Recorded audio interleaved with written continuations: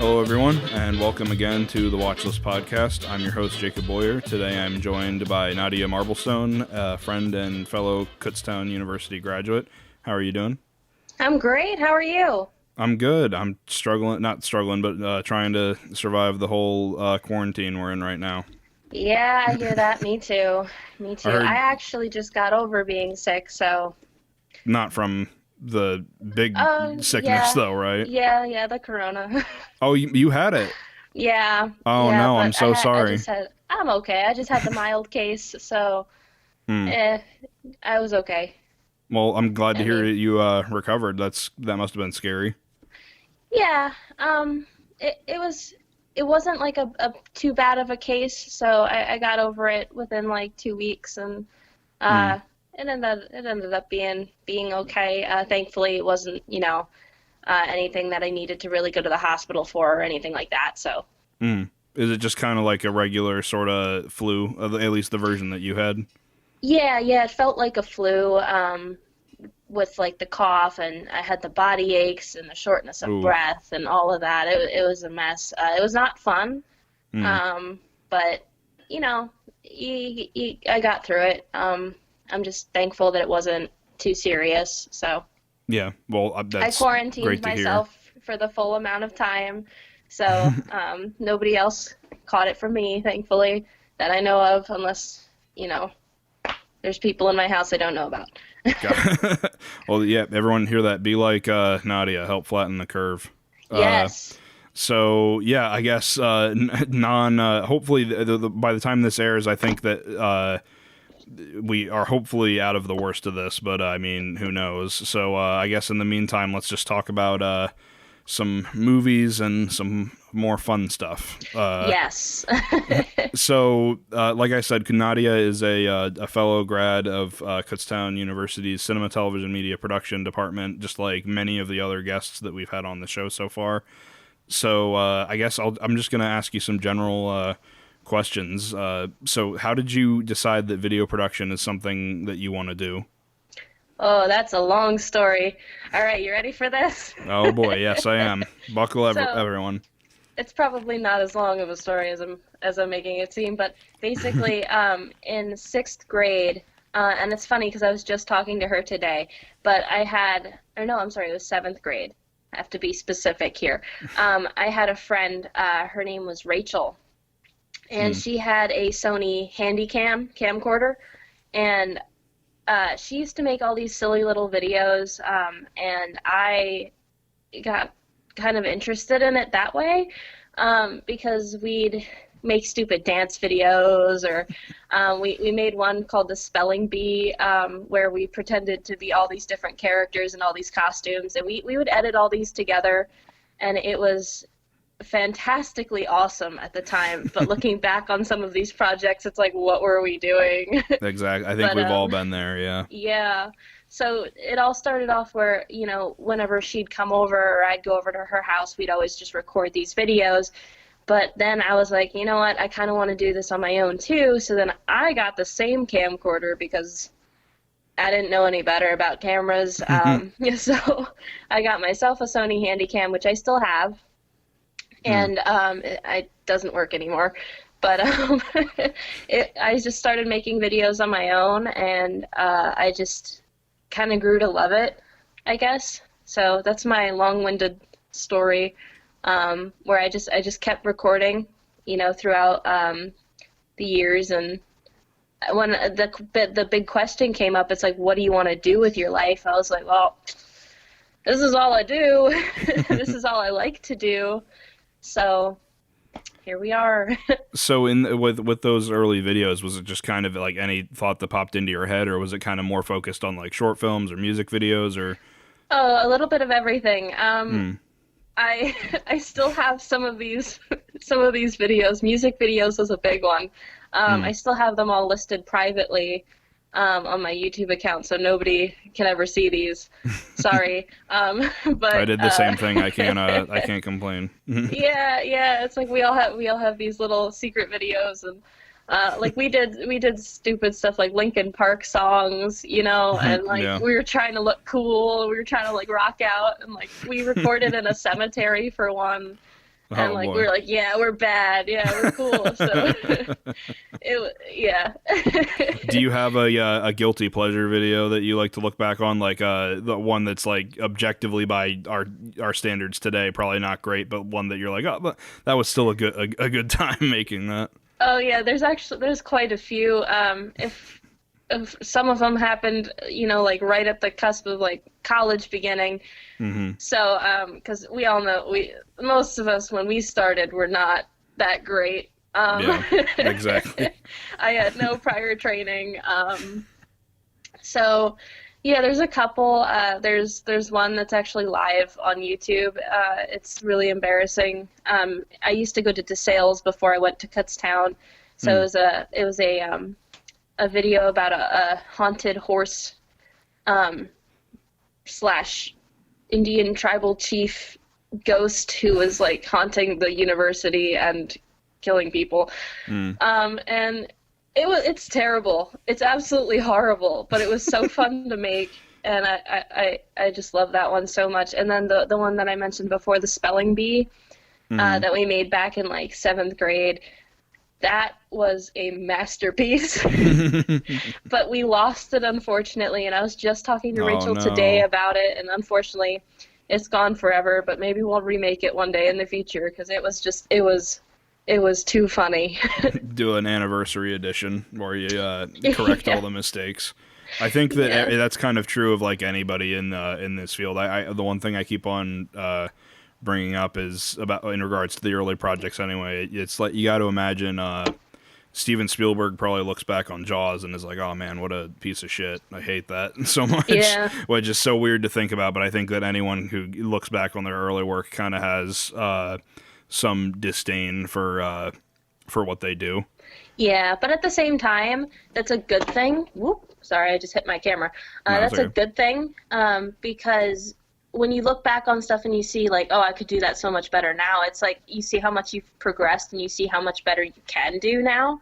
Mm-hmm. So I think it's very it's a good thing when you look back and you're like, what did I do?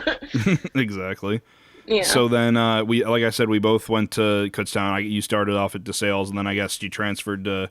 At what point did you transfer to Kutztown?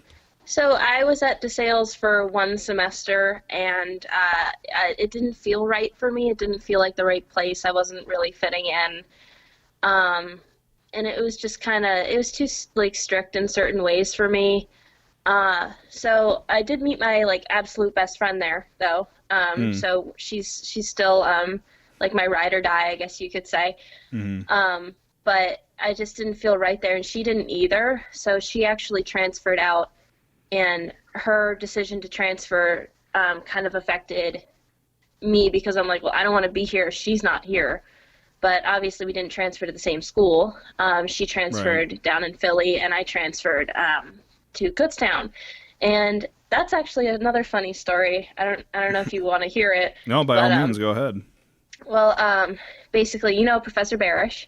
Yes. I love Professor Barish. I think he's so great. And he's the reason that I actually transferred, because in high school I had a internship with a newspaper called the Express-Times in Easton. And I was an intern there for the features department, so I did a bunch of articles and stuff for them, and I met this guy who actually ended up being a professor at Kutztown, who wasn't Professor Barish. I'll get to that. He was Dr. James Ogden. Okay. He was actually in the marketing department. He's fantastic. I love him too. And he brought me on from that internship into my next internship, which was with him at the marketing and entertainment company. And through him, I went to like this after party thing that we did for a project that we were working on, and Professor Barish was there. And I met him, and we started talking about Kutztown, and I was telling him at the time that, I wasn't really sure where I wanted to go, because I wasn't in school, in college yet at the time. I was still in high school, and he was telling me about Kutztown's program, and I didn't even know they had a program. So I was the you same know. way. It was very because I think anyone who wants to do what we want to do, they immediately look to like NYU or like Yes. Art Institute of Philly. You Mhm. don't think that there's going to be this amazing film program that's out in the middle of the Amish and Mennonite fields of Kutztown. Right, exactly. Yeah. So I found out about the program through him, and later on, I saw him again, and he was telling, and I was at DeSales, and I was telling him, I'm not feeling DeSales. He's like, well, come to Kutztown, and I was like, well, okay, then. I'm coming to Kutztown. So I applied, I got accepted, and I started about a week late into the second semester of freshman year. Hmm. So then, how would you summarize your experience with Kutztown? How was that for you? Oh, I loved Kutztown, and I wish I could stay there forever. Mm-hmm. But with the same people, because I loved all of the people I met too.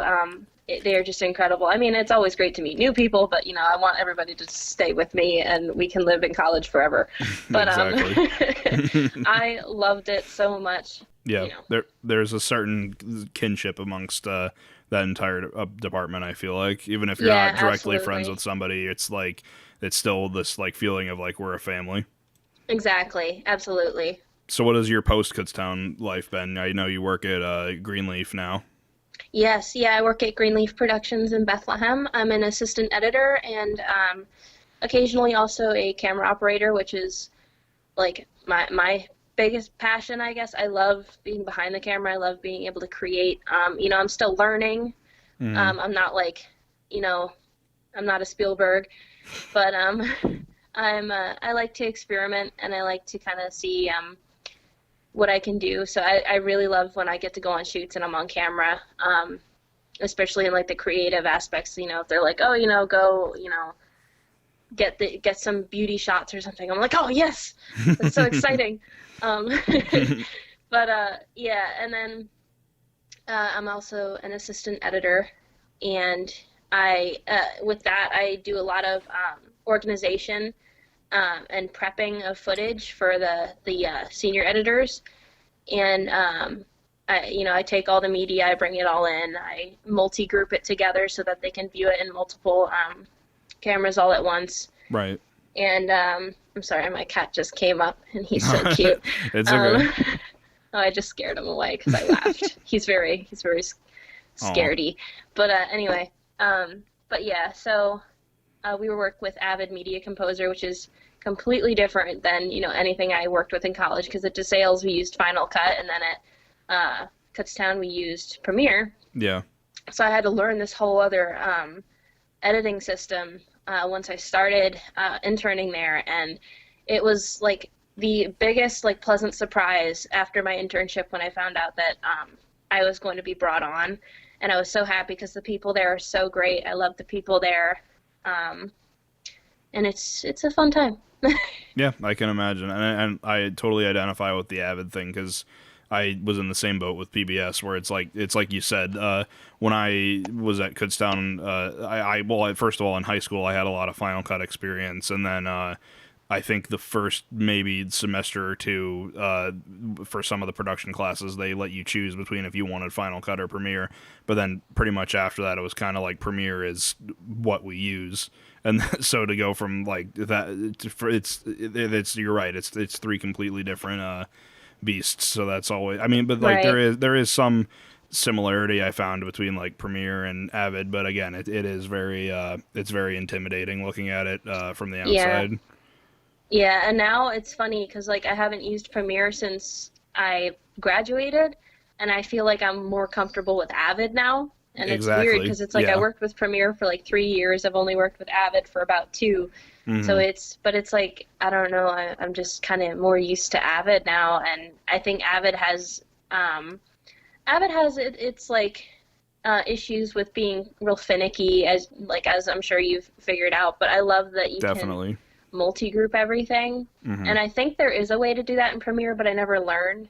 It's not Um, as straightforward as Avid's is, which is such a yeah, weird thing to say that Avid is more straightforward at I something know, I than another know. program. But Yeah, yeah, it's yeah. yeah, Avid is really fun.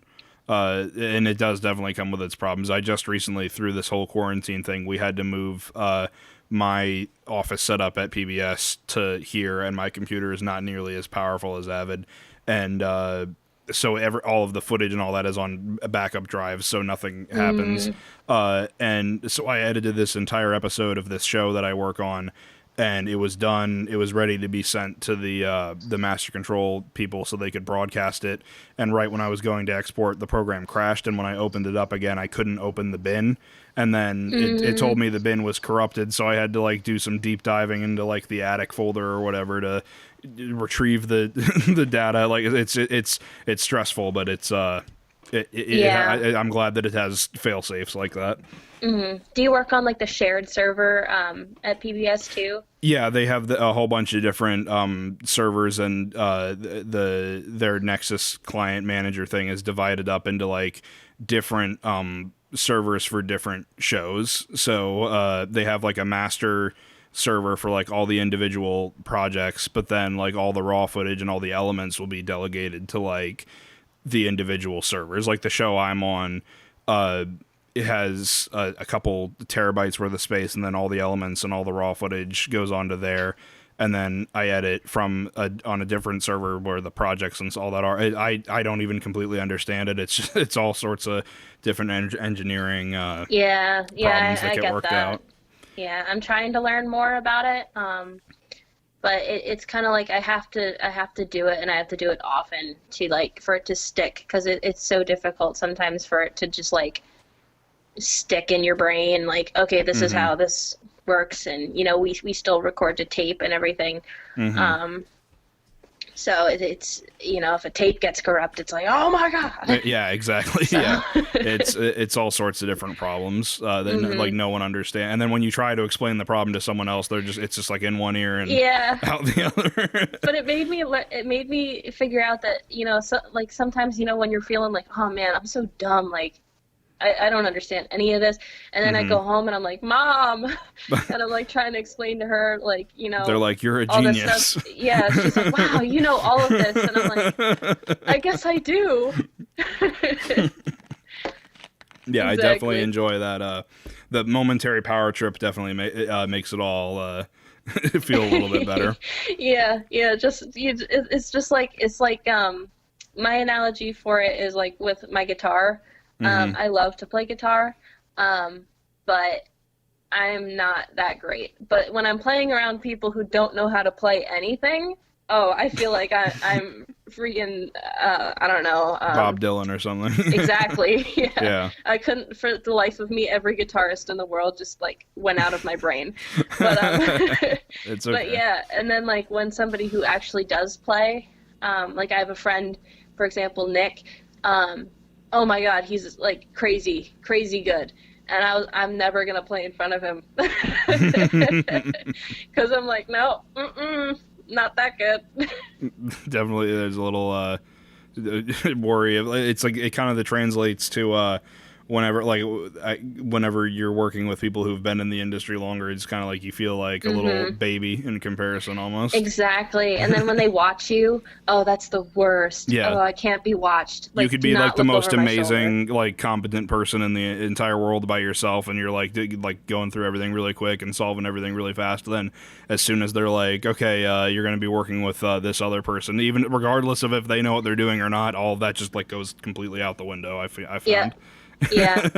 Or like my biggest issue is like if there's a problem, like I'm like, oh my god, there's a problem, and I'm like, what do I do? And if the immediate solution doesn't work, I panic, and I'm like, oh no, and it's like I need to like kind of channel, you know, myself a little bit and figure out, okay, well, if A didn't work, there's also B and C. Try those. Exactly. I said B and C. Ha. Ha.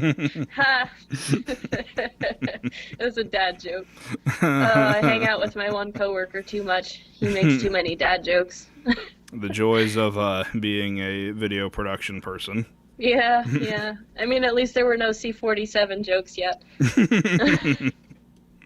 So we kind of touched on it a little bit, but I guess we're going to get a bit more general.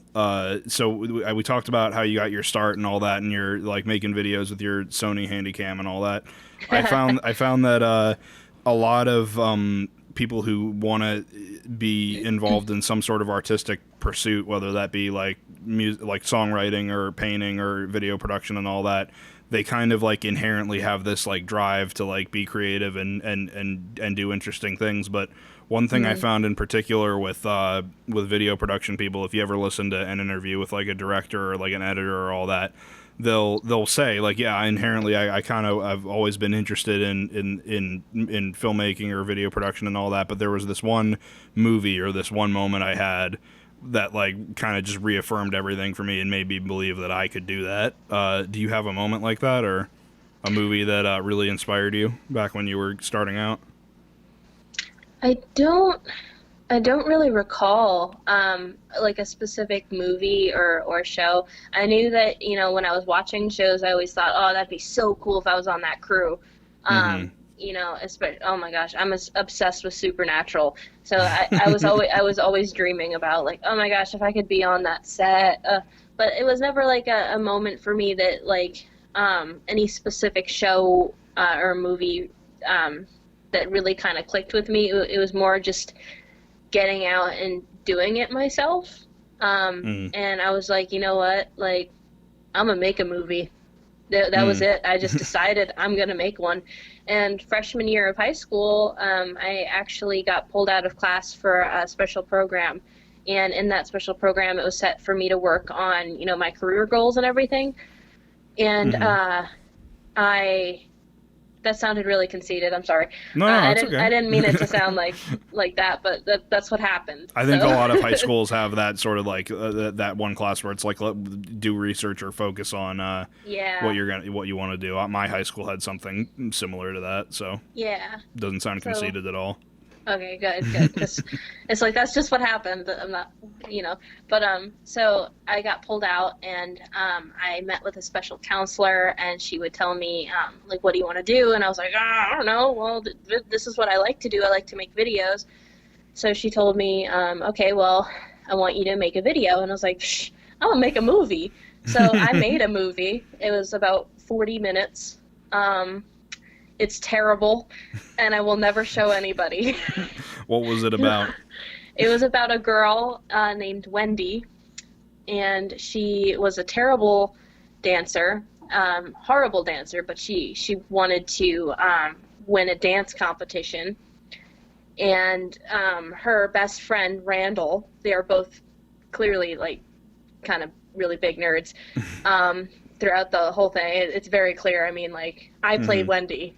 And it was bad, but Randall didn't want her to win because he thought, oh, she's gonna get famous and then I'm not gonna have my friend anymore, so he hires this like mean girl to try to take down Wendy, and Wendy ends up winning and everything's fine. So No, yeah, I totally understand. Yeah, I did a similar thing my senior year. I was like, I'm gonna make this amazing. Well, it wasn't for a class, but I was like, because there was another kid in our school who was like the movie guy who like was like, oh man, he's gonna go to Hollywood one day, and he made like a full feature film, I think his like junior or senior year, and I was like, I'm not gonna be outdone. So I went out and I made a movie senior year. It was like an hour long, and it was this like terrible black and white like melodrama that the plot would take way too long to explain, but I'm sure I'll get into it one of these days. But it was like this sort of like a whodunit like murder mystery type thing, and it was so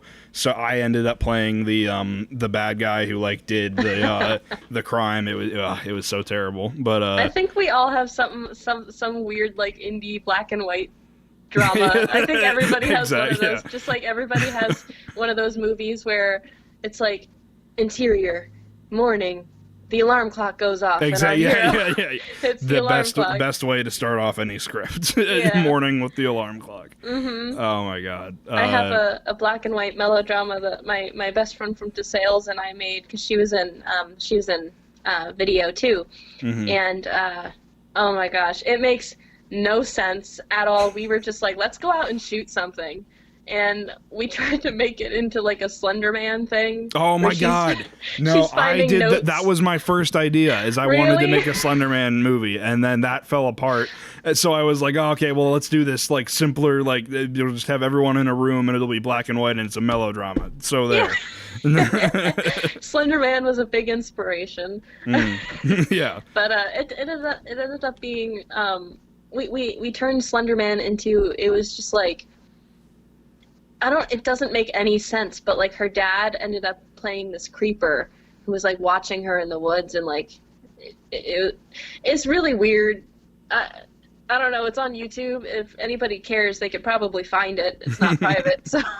I'm just glad that I never finished my Slender Man project because it was so much worse. Man. But no, yeah. So if I can find that, I'll throw it up on the where I usually put the movie posters, and everyone can get a quick glimpse.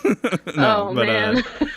But yeah, I guess kind of going a little bit more broad and general. One other thing I ask everybody is, what's your favorite movie or movies that you always find yourself like you could put on at any time in any mood, and you're always gonna be like, oh man, that's good. Movie wise, see, this is gonna sound really bad. Or shows even. Okay, I can go with shows because it's gonna sound really bad. Like, I know I studied TV film, but I'm more into TV. And I just spent today watching movies, which is funny of me to say. I actually just started watching Lock and Key today, which is a series, which actually isn't too bad. I'm on like episode 4, I think. But anyway, my big show, like I said earlier, is Supernatural. Oh my gosh, I could watch almost any episode, like any day of the week, anytime. I love it so much. I'm forcing my mom to watch it with me. She actually really likes it. I highly recommend it to anybody because it's amazing. And yeah, I kind of missed that craze. I always see gifs of it, or like the like image set memes that people share on like Facebook or Twitter, and I'm like, oh man, I wish I understood it better. But there's a meme for everything from that show. There was even a meme about the toilet paper thing, because there's a Croatoan virus in one episode, which is kind of like the coronavirus, and Dean's like, hoard toilet paper, it's gold, and it's like there's a meme for everything. And then most recently, I'm really upset that I have to wait like forever for the second season, but I don't know if you saw The Witcher. No, that was another one where I just saw the memes and I was like, that looks kind of interesting. But I love it. Everyone who I've talked to said it was amazing. Oh, it was great. I mean, it was a little hard to follow if you're not familiar with the books or the video game, because it does jump around in time a lot, and it doesn't really differentiate the time difference. It's just like, oh, wait, this person died. Oh, they're alive again? Oh, no, wait, this is the past. So it took some, like, kind of putting the puzzle pieces together. Storytelling and all that.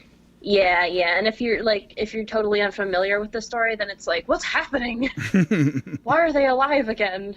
So it definitely did look interesting. So I might, I mean, it's only in its first season now, so it's like you said, it's probably not as big a commitment as like something like Supernatural, or everyone keeps on comparing it to Game of Thrones and all that. So maybe I'll check either of those out someday. Yeah, or Dexter.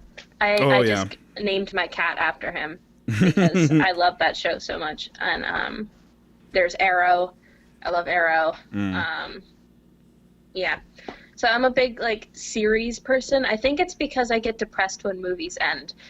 No, yeah, that's understandable. Because if I'm into it, it's just like, now what?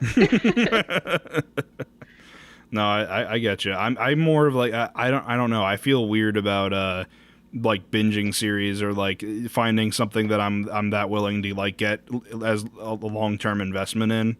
You know what I mean? Like, well, I guess you don't because you prefer that, but but I can understand it. I understand that some people, they don't want the whole, like, they want something where they can just take their mind off it and off something and be done with it, and then go back to something instead of like, what happens next? Exactly. Yeah. No, I kind of like shows. My big favorite that it just had a new season come out this past summer is Black Mirror. I really like that show. Oh, If you haven't I've seen seen that, a couple episodes. Yeah, hmm I've seen like 2 or 3 episodes, I think.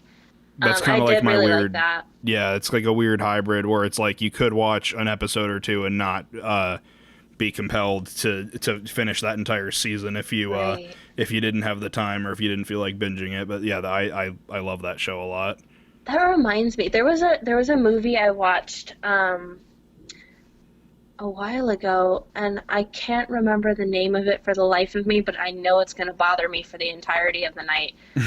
But it kind of reminded me like Black Mirror-y, and I barely remember what it's about, which doesn't help you at all in Mm. helping me. Um, Was it a I more think recent show or? no, it was an older movie, and not older, Oh. but like old as compared to now movie. Hmm. Where there's this guy and everything was the same, and they had to take these like medications to like not Uh. feel or something, and then there was this old guy and he Oh. didn't take it. The what's It's it based called? on a book. Yeah. The Giver. Yeah. Yes, The Giver. Yeah. Oh, yes, that movie. Love that movie. Mm. I have not seen that in forever though. Because I only saw it the once, but the book is very good. yeah. So I guess moving on, Yes. we're getting into our film discussion portion of the show. So anyone who is unfamiliar with the show, how this works is I used to back in the day have a YouTube series where I would recommend like 10 movies every month to people who watched, just stuff that I enjoyed or I thought was good. But I showed clips, and obviously YouTube has a big copyright issue, even if what you're doing is considered fair use. A lot of times that gets copyright striked, and you can't show your videos. I also hated the sound of my voice reading this like really terrible script, so I kind of stopped doing that. But I still always wanted to do film discussion, so that's why we have this podcast. So every episode, I recommend the guest a movie, the guest recommends me a movie, and we take turns discussing what they were and our thoughts on them. So the movie Nadia recommended me is it 2011 or 2010? I forget. Let me look at 2010. The movie is Due Date, starring Robert Downey Jr. and Zach Galifianakis. Let's see who directed it. Oh, it was Todd Phillips, the guy who did Joker recently. So just tell us a little bit about Due Date. So I probably should have rewatched it because I haven't seen it in years. But Oh, boy. I love that movie so much, and I think I love it so much because I love Zach Galifianakis. Because I feel like he's so underrated as an actor. Obviously, he's kind of typecast for comedies, and I think that's like perfect. I mean, yeah, he was in Birdman, but like, most people just know him from like The Hangover, which he's also hilarious. But I think he has this like Buster Keatonism about him, if that makes any sense. Like, Yeah, I it's can just see kind of that. like, it's deadpan, but it's just like, it's so funny. Yeah, I exactly. can't, like, he's just so great. Him and Melissa McCarthy are like my favorite comedic people to watch, like in movies. I love them both. I think they're so funny, and I think they're so underrated. And I love that it's like an inappropriate humor a lot of the time, most of the time, almost all the time. And I don't know. I love them so much. I'm big into kind of like bad comedy, but like not like actually bad comedy. I don't know how to describe it, but it's just like movies that most critics would scoff at and be like, Yeah. oh, Yeah, I think I'm like, oh, this is great. I think the general term is like they just call it dumb comedy. Like, but yes. that's definitely not a knock, because I mean, like, it is like it's the kind of like it boils down to one term I keep bringing up, or a phrase I keep bringing up, is it's a movie that you can watch it once and you're like, okay, I saw that was funny. You don't need, like, it doesn't require you to go back and revisit it. But it is, but I that's not, again, not a knock. It is very Right. funny, and it is definitely a very enjoyable movie. It just doesn't have that that same like high class like rewatchability that like all the critics always demand of like every single comedy they watch. Mm-hmm. And it has its place. I'll admit it is a forgettable movie, because anytime I mention it, people are like, "What? Oh yeah. You think I think I have seen that? Was that like this and blah blah blah?" And I'm like, "Yeah, that's it." I was the same way. It comes up in conversation a lot, actually. Yeah, no, I was the same way when you recommended it. I was like, oh yeah, because I remembered seeing like trailers for it or like the poster and all that, but I never actually saw it. It was the only time I had ever seen any footage of it was the scene in the car where they're trying to sleep and Zach Galifianakis has to masturbate to fall asleep. Oh, yeah. Someone had taken they did like a supercut of like scenes similar to that in movies for like the premiere of some, like, I guess it was like the Avengers, like Star Wars. They were watching the trailer or whatever on their phone and like getting excited in more ways than one about it. But that was the only time I had ever seen anything of the movie. But it was very funny. I enjoyed it a lot.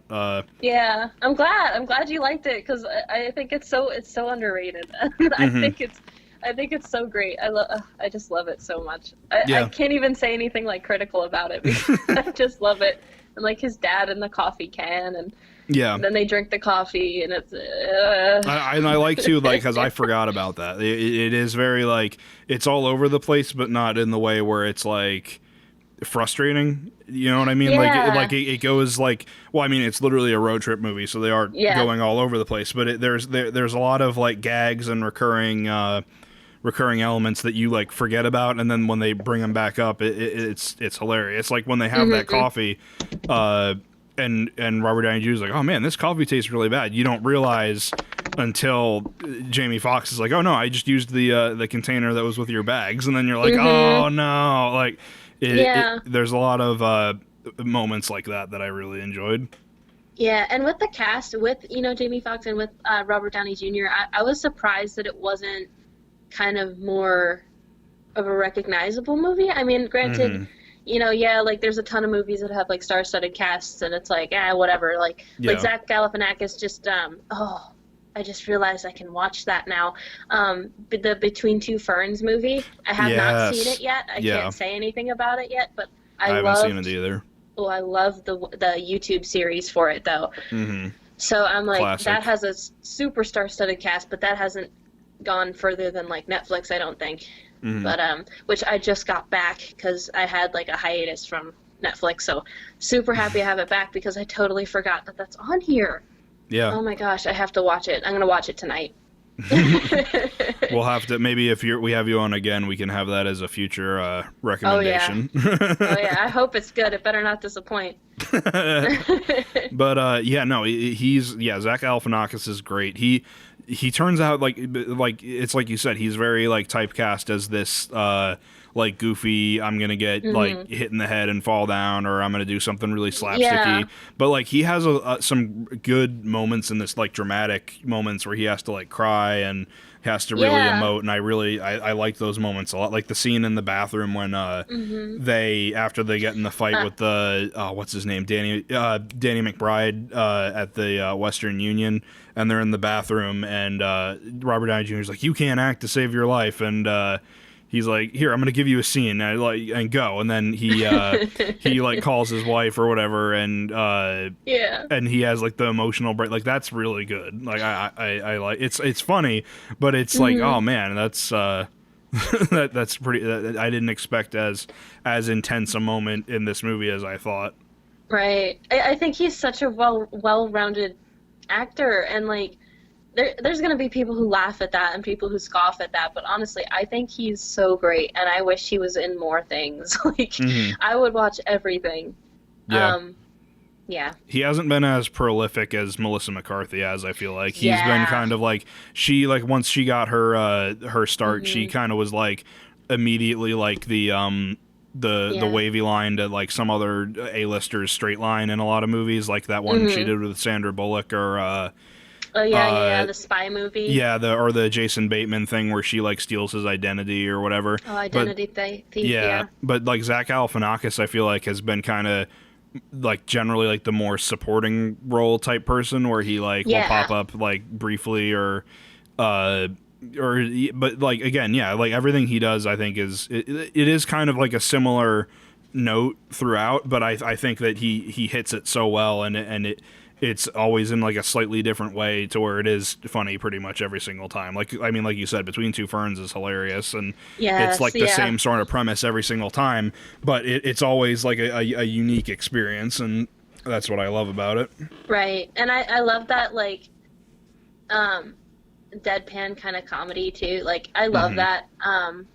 It just where it's like, and like Melissa McCarthy's great at it too, where it's just like they just say something and like they don't, in their character anyway, doesn't even realize how funny it is.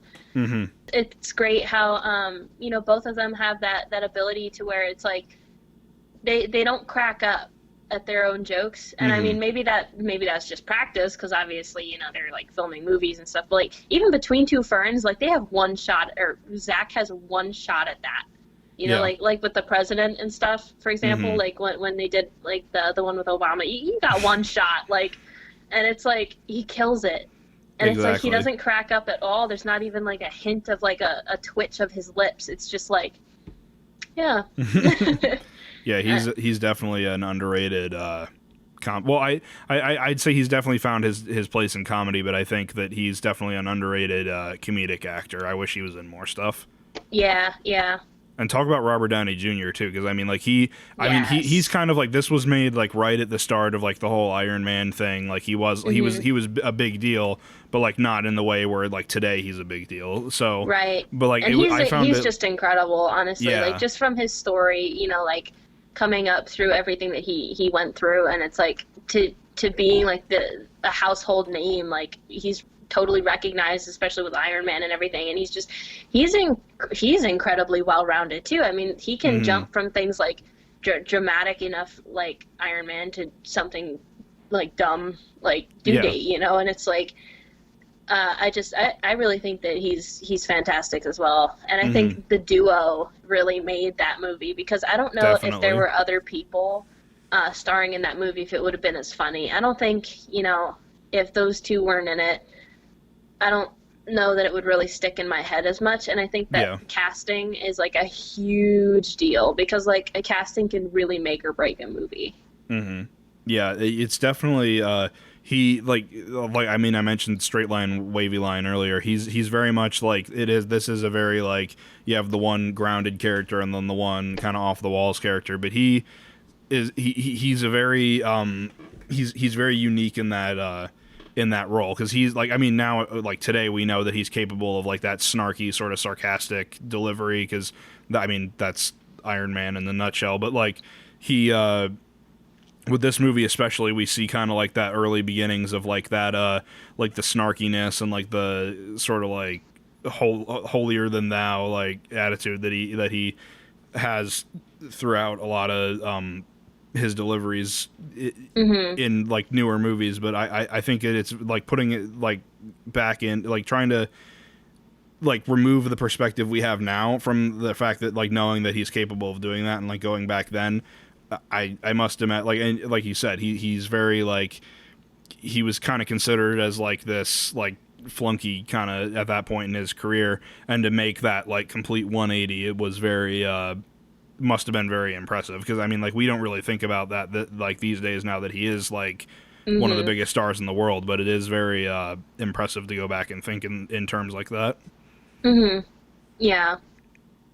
And then again, it's just like I get, we can kind of get into well, actually, we didn't even say what. So for those who haven't seen Due Date, and you should if you were if you were going to prepare properly for this podcast, but Due Date is essentially Robert Downey Jr. Like I said, is this like sort of like business guy who's like very like matter of fact, to the point.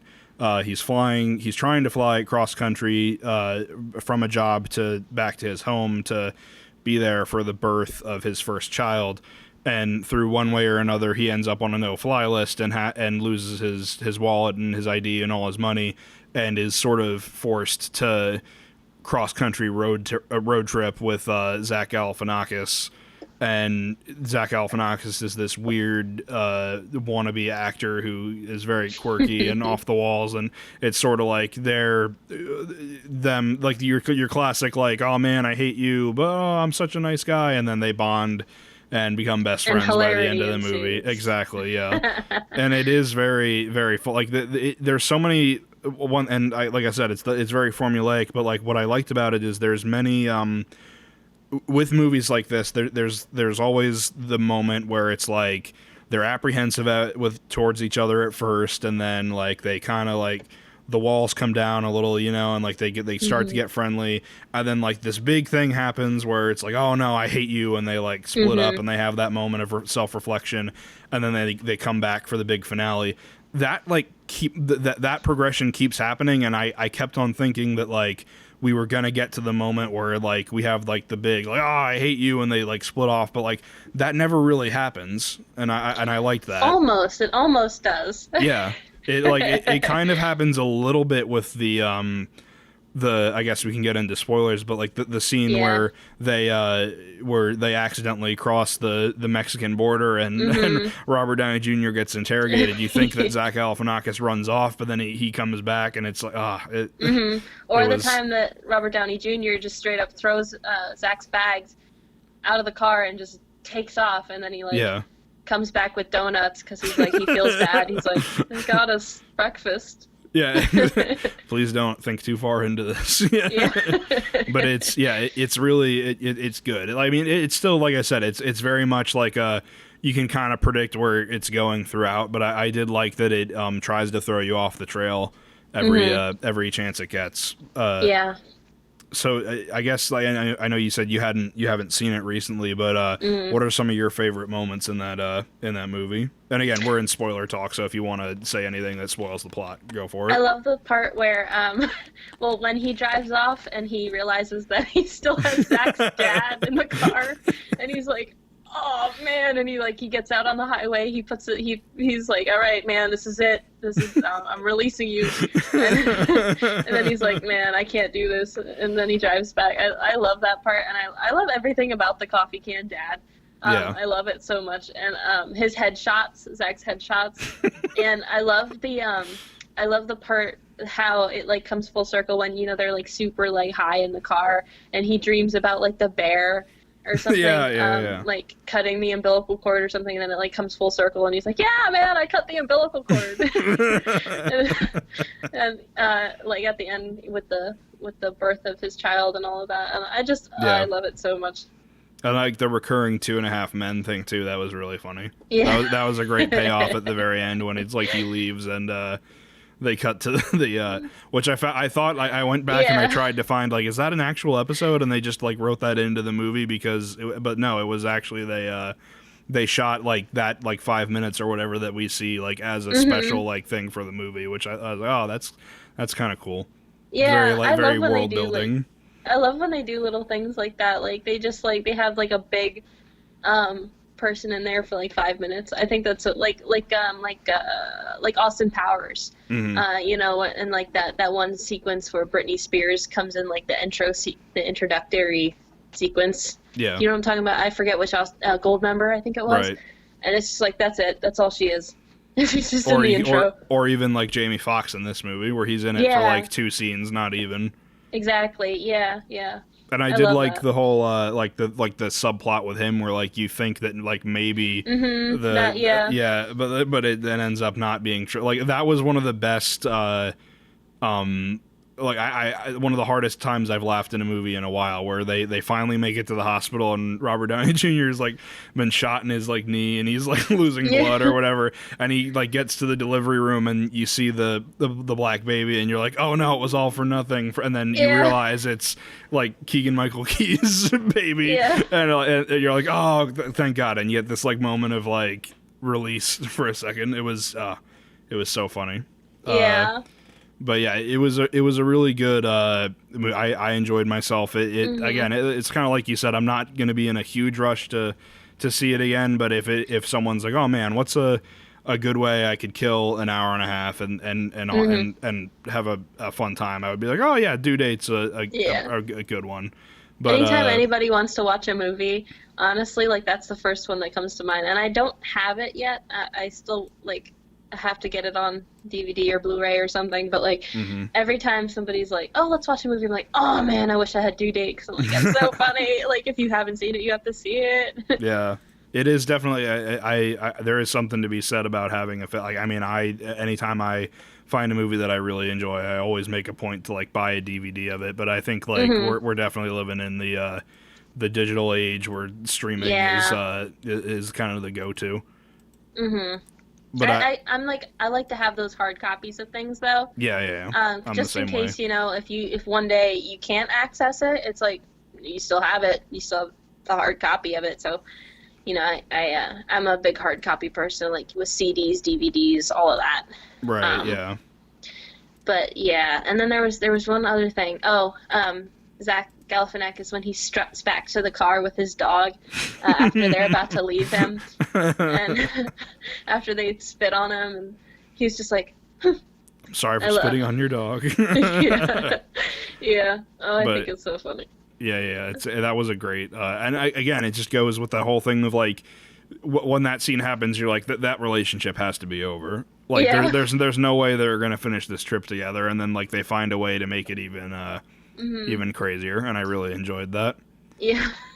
But yeah, so I mean, I guess that's kind of it for Due Date. So if you haven't seen Due Date, or our conversation intrigued you, let's see, where can you watch it? I know I watched it on YouTube, so I think you can rent it for about $4 on YouTube, and you get it for about 2 days. Looks like you can rent it on Prime, Google Play, Vudu, iTunes. It's free with a Hulu subscription, so yeah, if you're interested in watching Todd Phillips' Due Date, then definitely check that out. Which is like, actually, now that I think of it, that's a very, like, I didn't really know who Todd Phillips was until Joker came out this past year, so that's a very interesting turn of events for the guy who made this to go on to do that. But wow. So yeah, Due Date is a really funny movie. Definitely worth an hour and a half of your time. Definitely worth the, looks like $3 to $4 or the Hulu subscription price. So check it out if you haven't seen it. And yeah, funny movie.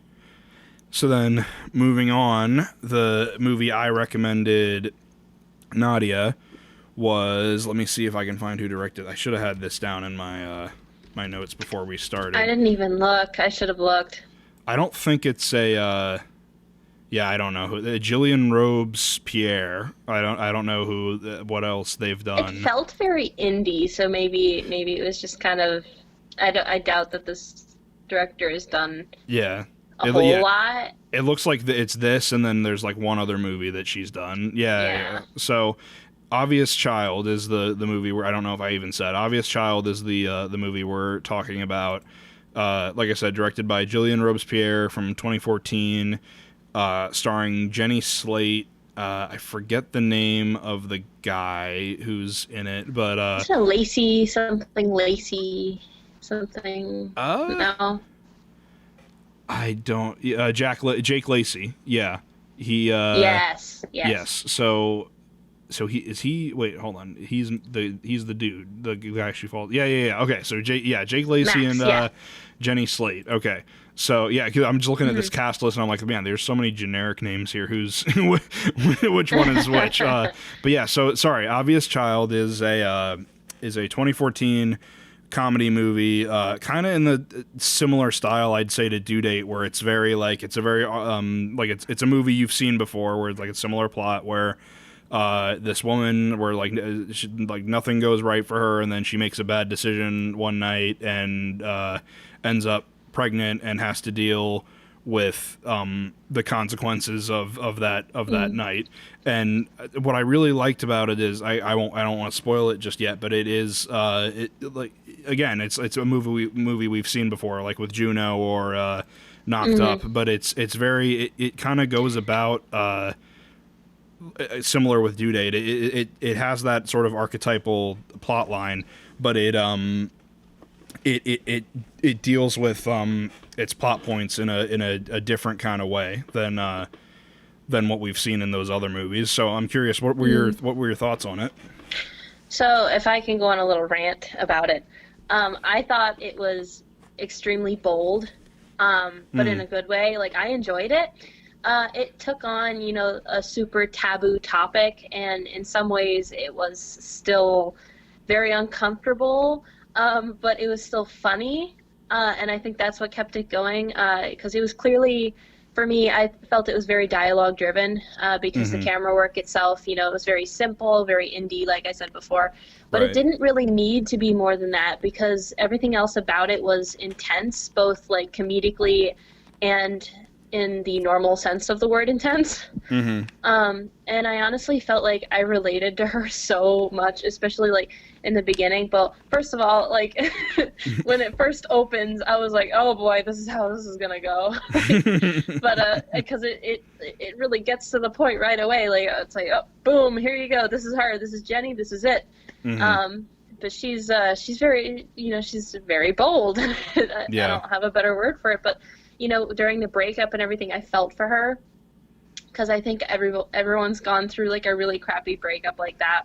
But even like when there wasn't like a whole lot going on at certain times, like her breakdown, when she's drunk. I don't want to give too much away. Can I give things away? Yeah. Okay. Well, her breakdown, when she's getting drunk in her room and she's calling him and over and over, and Ryan, or whatever his name was. He's not important. I felt like that was a little drawn out, but I was still drawn into it because of how relatable it was. Because it's like, we've all been there. But it almost didn't feel like a movie to me because of how simple it was and how Jenny Slate presented her character. She just felt very real. Like we were honestly just like friends sitting in a room. And I felt like it was almost kind of, or not even almost, I felt like it was revolutionary in how they handled the topic, especially like 2014. Like, I mean, it's only getting worse now, talking about abortion and everything, but it's such a taboo topic to talk about. And to make light of it in any way, I think it was done very well. Even though it, was uncomfortable, they didn't try to jazz it up, or they didn't try to cover up anything. They didn't sugarcoat it. They just made it as simple as any other aspect of conversation. And, in today's political climate, which I just want to just touch upon, it's kind of huge to support like the women's rights movement kind of. And it has this like, I don't give a damn kind of message about, whether or not the viewer needs to wrestle with Donna's decision, who's Jenny Slate's character, Donna. Because she never once wrestled with it. She just knew this was what she needed to do. And that's what worked for her. And Max, who was played by, I think he said Jake Lacey. Yep, Jake Lacey. He was upset, as, many people would be, but ultimately he supported her. And I think that was so amazing because it was never really about the abortion in the first place. It was about this woman and her right to pave her own way and live her own life. And I think it tackles these real life issues. But I can also see why, many people would have issues with this kind of film on the opposite end of this political spectrum. But ultimately, I think it was very revolutionary, especially just for like 2014 when it was like even more taboo to talk about. Now it's like everybody can just kind of come out and be like, yeah, I'm pro-life, or yeah, I'm pro-choice, But back then it was kind of like hush-hush. People still didn't really, I'm saying back then like it was so long ago, but it's... the world moves so fast nowadays where it's like even 6 weeks ago, like completely ignoring the mess we're in right now. Like 6 weeks ago always was like, oh wow, that ages ago. But exactly. Yeah. To like kind of speak on what you said, that was one thing that I really liked about it, because like with those other movies like Juno or with Knocked Up, there is kind of like the idea of abortion comes up, but it's always like kind of looked at like keep it, exactly. They never it's go kind of through like with it. Right, yeah, or like completely ignoring like the decision of the character. It's kind of like demonized, like it's like in a way where it's like, oh yeah, this scary thing, or like they kind of the like I said, the archetype is kind of more in like the, oh, but look at this beautiful thing that that came out of they came out of like a careless choice or whatever, and like you said, sorry, go ahead, no, go ahead. Or if they do go through with it, it's just like, cuts from, okay, we're gonna do this, and then it cuts to after. Like, this movie, spoiler alert, like, you're in the room with her when she's getting it done. Yeah. Like, there's like a scene where you're in the room, she's getting sedated, you know, you're there as she's filling out the paperwork, you're there right after. You know, it's like, and yet I still feel like the movie, yes, the abortion was like a big part of it, but I feel like that's not what it was like about. You know, it's not. Yeah. And I feel like a lot of like people get hung up on that, or will or would get hung up on that. Yeah. But it kind of not like it's like we need to normalize it, but it just treats it as like, no, this is her solution. Yeah, this is her decision. Yeah, right. Yeah, it's like what you said. It's what she it. needed. Yeah, it's what she needed to do. And like she just lost her job. She's like losing her income. She's losing. She can't. She didn't have another option, and it's like, it's not like anybody was gonna sit there and pay her medical bills for her.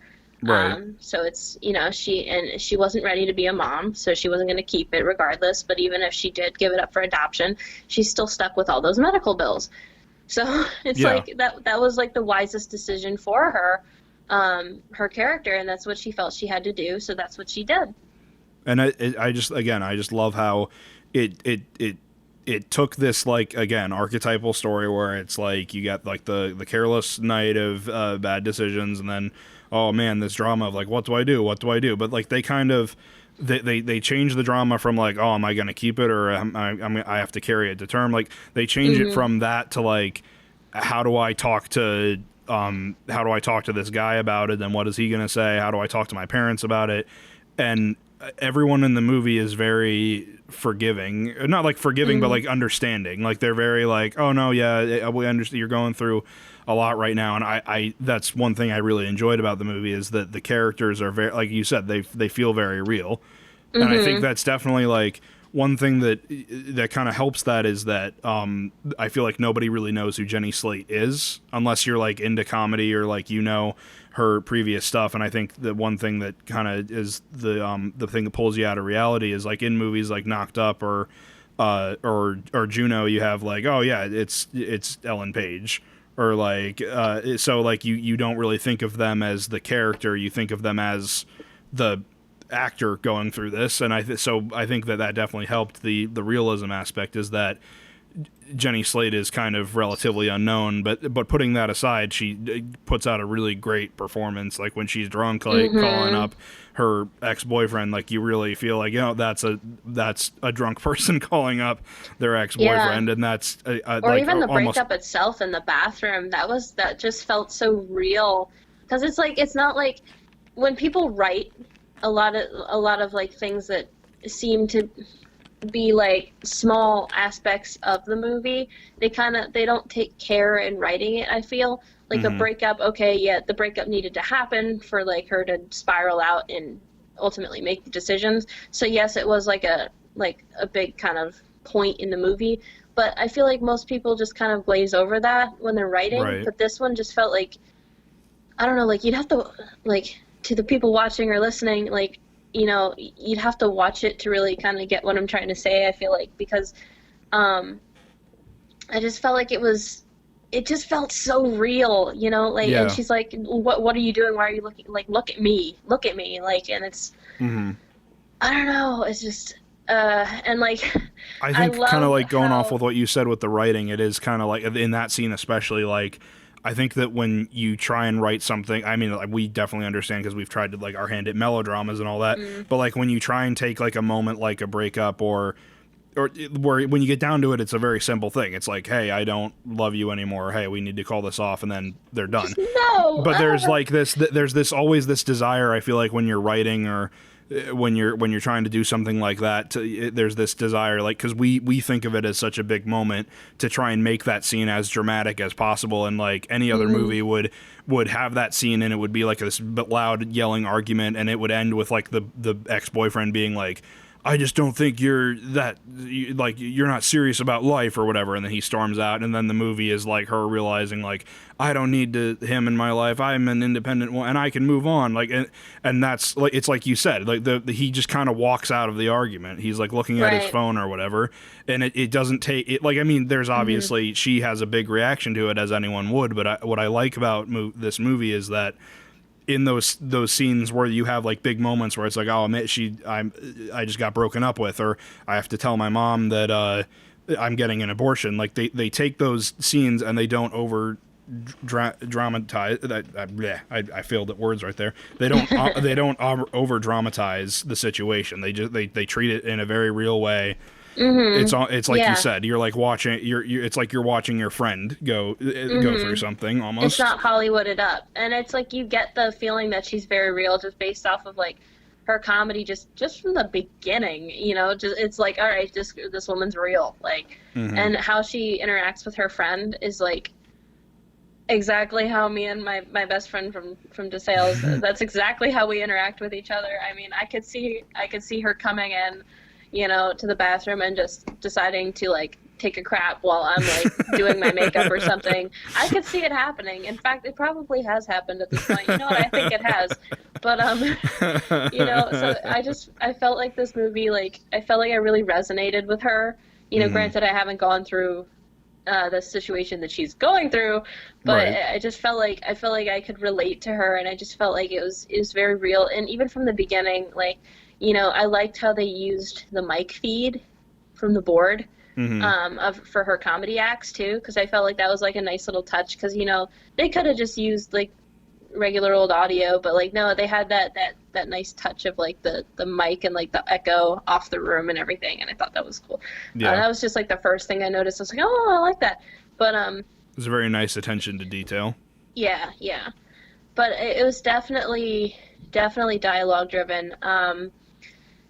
Because the camera work, like it didn't need to be. So this isn't a knock, but I just felt like it was very simple, very like it was all kind of static shots. There was maybe like 4 shots that actually moved, and maybe only because they had to adjust for like how they moved. Oh, my cat just jumped in the shot. Cameo number 2. He agrees.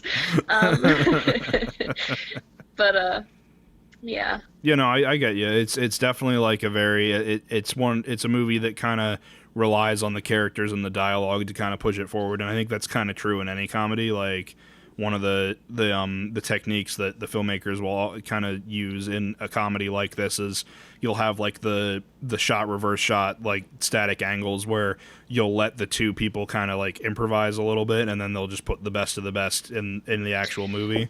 Yeah, I was gonna say that too, and then I forgot, but I felt like it was it felt very improvised. Like very good improv, because like I don't know, like especially the breakup, it didn't feel like it was scripted at all. A lot of it didn't feel that way. I feel like they probably just told her, okay, this is your scene, go. Just like in Due Date, where Robert Downey Jr. is like, your wife has cancer, or go. You know, and it's like I felt like that's kind of how they handled a lot of that, probably because she's like, I don't really know her very well, but she seems kind of comedically genius. Yeah, she's done a lot of she does stand up. She has kind of some smaller roles in other comedy movies. I think she does a lot of I don't know if you're familiar with there was a YouTube short series, Marcel the Shell with Shoes On. Are you familiar with that? No. She was like, so yeah, she was like this. It's like this little stop motion animated like shell with like a googly eye in like the hole or whatever. She's done a lot of. She did voiceover work for that. A lot of voice roles. I'll pull up her IMDb, see what else she's done. I know she's done a lot of stand up, but she's not really like been as big in movies. Let's see. She was she's Tammy on Bob's Burgers. I'm not familiar with Bob's Burgers that well. She's in Big Mouth, it looks like. Let's see. I've seen some episodes of both of those, but they're not shows I ever got into. Let's see if I can find any Tammy. Who's Tammy? movies. People who watch Bob's Burgers are probably screaming at me right now. Who's Tammy? She was in Zootopia, it looks like, as Bellwether. I don't know who that is. I don't either. So yeah, it just looks like a Secret Life of Pets. Oh wait, no, she's in she's the white poofy dog in Secret Life of Pets. I forgot. I don't know the character's name, but I guess those are her like biggest roles. Is like if it's in like animation or stand up. Yeah, she's been in a lot of. It just looks like a lot of like smaller bit parts and then a lot of voiceover from what I'm seeing. But yeah, she's fantastic. And again, it's just like I think the fact that like we don't really know who she is kind of like helps us buy into like the realism of the movie more. Like I mean, her performance is still great, obviously, but again, if this was like I said, if it was like Ellen Page or I forget who the woman was in Knocked Up, but if it was like if you had like this well-known star, it wouldn't be as you would find yourself kind of thinking of them more in terms of the actor rather than the character, and so I think that's one thing that really helped this movie a lot. Sure. And again, the writing is great. There's a lot of moments where again it feels so real, like that scene with her after what's his face breaks up with her and she goes to his apartment sometime later and she's like outside and she's like trying to rationalize being there and she's like, okay, well if he hasn't come out after I've taken 3 sips then I'll walk away, and then like she does it, nothing. Okay, well if I take 2 sips and this person crosses the street then I'll go home. And like it's like there's the moments like that are just like. And can I just say I live my life like that. Like, I really do. I'm like, okay, on the count of 3, I'm going to get out of my car. And then it's like I hit 3 and I'm like, well, technically I don't have to be there for 5 more minutes. So, okay, I'm going to sit here for 5 minutes and then I'm going to get out of the car. And 5 minutes rolls by and you're like, okay, now I'm going to count to 5 and then I'll get out of the car. But, yeah, no. I live my life like that. So I related to her so much. Honestly, I really did.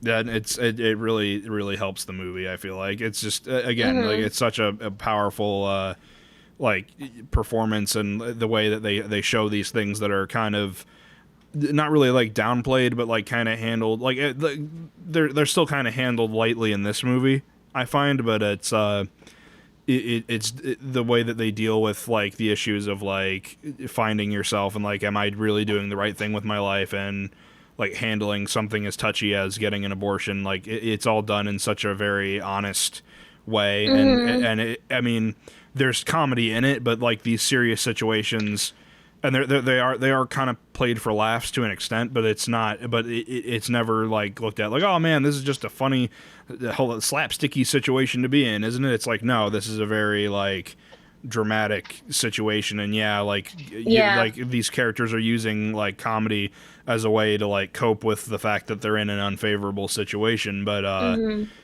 it's just, I think that's what made it so well done though, is that it was such a serious topic, and it could have easily been like a typical like dramatic like romance movie, but the fact that they made it so funny. Like I was laughing throughout it, honestly, and so it's like I think that made it so well done, because granted, yes, it was very honest, like you were saying, but it also wasn't classy. Yeah, exactly. So it was not done classy, and I think that helped lend to the comedic aspect of it. But I really enjoyed it. I liked it a lot, and yeah. I apologize if you can hear my cat yowling in the background. He just does this at this time of night. I'm sure for some people watching, it's a nice distraction. Yeah. Like, let's get done talking about this boring indie movie. Let's look at the cat. No, it's because I have one cat behind me. I have the other cat in the other room yowling. I'm like, he's just like, wow. Let me out. Let the podcast be over. Yeah. So I guess we're kind of, I guess, to wrap it up, just what were some of your favorite parts of Obvious Child then? Ooh. Okay. So. Definitely any interaction she had with her best friend. That was really funny. And another thing was, when she was outside and she's taking the sips of coffee and she's just like, okay. And I'm trying to think, like, I think, I don't know, I really liked the entirety of it. And I know that's like kind of like a cop out like kind of thing to say. No. But like there wasn't like one part of the movie, and I think that's just how it was done, that really stands out. And like, and that's not it. I don't mean that in a bad way. Does that make sense? No, I get it. It's just kind of like it's just feel good throughout. Yeah, yeah, exactly. Because it's just, she's so funny. And it's like, even in the uncomfortable parts, when she's doing the stand up, when she's like super drunk right after, Ryan breaks up with her, and she's just like, Kate and blah, blah, blah. Oh my gosh. Romance is bullshit. Yeah. Ew. And the part where she's with the other comedian in the loft, that made me so uncomfortable. Yeah. I was like, ew, just go. Was that David Cross? It was David Cross, yeah. Oh, I knew it. I didn't even look at the cast, but like, David Cross just has a way of making me feel uncomfortable for some reason. And again, that's one thing that I really like, is that he kind of like he's uncomfortable, but he doesn't. It's not like that scene it's not uncomfortable in the way where it's like any other movie would have, like, he would have been like full on like trying, like physically trying to hit on her, or like, and then she rejects him and he's like, what? I thought this is what we were doing. Like, it's a very real scene where she's like, okay, you know what, I'm done with this. And he kind of is like, oh, whatever. Like, why don't we just talk about things? Yeah. It's so great. I mean, it's still, that scene is still creepy, but again, it's like I said, it's handled in a very like a much more realistic way than like her going to his apartment without knowing that he's going to be this way, and then all of a sudden being like, oh my god, and it's not Hollywooded up. It's just very, it's just a very honest scene. Honest is like the best term, I think, to describe most of it. Yeah. But he just makes me so uncomfortable, and I think it's because of the one movie, the Scary Movie. I don't remember which Scary Movie it was. Scary Movie number or something, but he just Scary made me Movie really, 2. Yeah. Was it 2? Yeah. He always makes me so uncomfortable. And then he comes out in the camisole thing, and he's just like, hey. And it's like, don't do that. Go put your shirt back on. Like, he spilled the wine on purpose. Exactly. And it's like, they only said things that like they lent to the idea that that's what was going on when she was like, oh yeah, I rejected you like 5 years ago. So then it kind of clicked in my brain. Oh, okay, I see what's going on here. Yeah. But yeah, I thought it was just extremely relatable, and I just really liked it. And I'm still trying to think on that question, like what would be my favorite part. It's just a very honest, feel good, kind of enjoyable experience. Yeah, like it's something that I would recommend, not everybody, but to some people, just because it is touchy in certain aspects. Depending on the person, it's like you gotta kind of feel it out if that's something that you can sit through. But I thought it was done very well. But I can see people having issues with it. Yeah, and I think that's a very fair way to sum it up. It's a very honest, feel-good movie, but it's not necessarily for everybody. Yeah. If David Cross creeps you out too much, definitely avoid Obvious Child. But if what we've said makes it sound like this is something that you would want to watch, it is free on Netflix. That's how I watched it. But if you don't have Netflix, it is anywhere between $1 and $3 on iTunes, Amazon Prime, YouTube, Google Play, and Vudu. So if you have Netflix, you definitely don't have an excuse not to check this movie out. I think it's really funny. It's really great. It's a nice change up from, like we've said, the typical Hollywood archetype movie of like a woman, rom-com. exactly, rom-com, or like your Juno or your Knocked Up, or I hate that I keep on, like, I don't hate Juno. I'm sorry, I keep on referencing that. Juno is a good, enjoyable, and I like it. It's just like it's different. It's very it's a very different but unique and enjoyable movie. So I guess that brings us to the end of this episode of the Watchlist Podcast. So Nadia, thank you so much for coming on. Thanks for having me. Yep, and I'm glad that you recovered from the coronavirus, and you'll be around to make more. Do you have actually? Well, I guess we'll end on this. Do you have any upcoming projects with Greenleaf or anything else that you're excited about?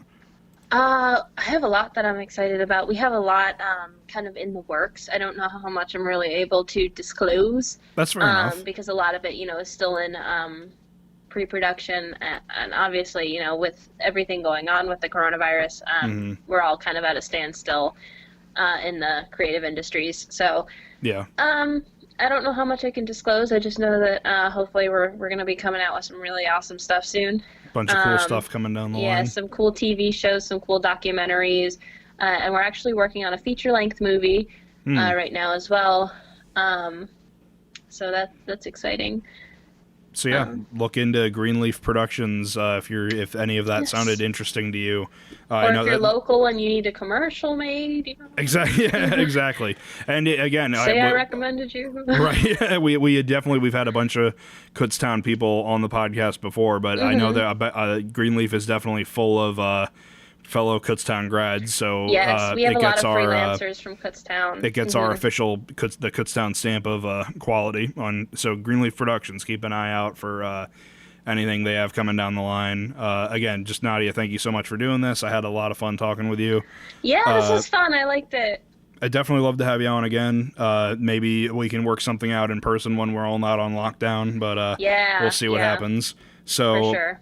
I guess on that note, thank you guys for watching the Watchlist Podcast, and tune in next time. We're going to have Allison Girardi on the show. She's a current Kutztown student who runs a Instagram page called Women of Mystery, promoting connecting with women in video and photography production. Definitely a lot of interesting stuff to talk about there. The movies we'll be talking about, if you want to be in on the conversation, I recommended her I think it's also a 2014 Iranian-American horror movie called A Girl Walks Home Alone at Night, which I believe you can find on Netflix. If not, I'm pretty sure you can rent it on most other platforms where you can rent movies. And she recommended me My Cousin Vinny. I'm sure you can rent that or find that on other streaming services as well. But yeah, so those are the two movies. If you want to be in on the conversation we'll be having at the end of that episode, then definitely check them out. Again, Nadia, thank you for coming on the show. Thank you so much. And thank you for watching the Watchlist Podcast. We'll see you next time.